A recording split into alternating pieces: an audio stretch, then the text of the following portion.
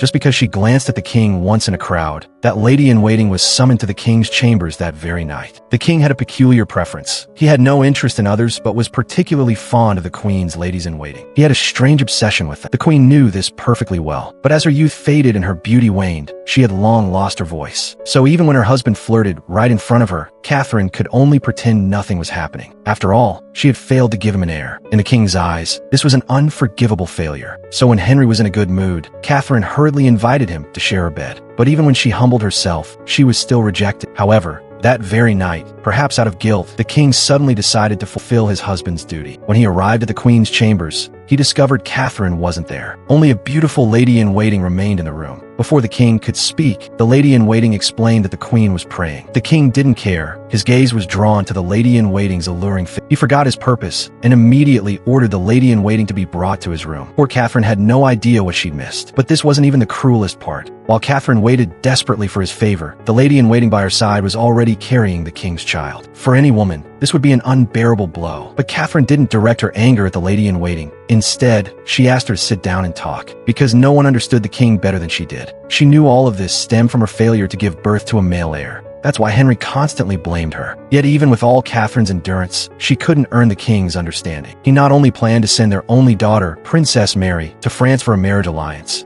and France was the enemy of Catherine's homeland. She strongly opposed it and begged Henry repeatedly. But even when she humbled herself, Henry remained cold and heartless. He bypassed the queen and directly arranged the princess's marriage to a minister. When a lady-in-waiting gave birth to a son, Henry's dissatisfaction with the queen reached its peak. He even publicly held a birthday celebration for his illegitimate son. This was undoubtedly a humiliation to the queen, but Catherine had nowhere to retreat. While she was still worried about her daughter's future, Henry had already started looking for a new lover. The king didn't set his sights on Anne at first. He was interested in her sister instead. However, once someone came too easily, the king quickly lost interest. Mary had no choice but to leave. Mary, does the king still call for you at night?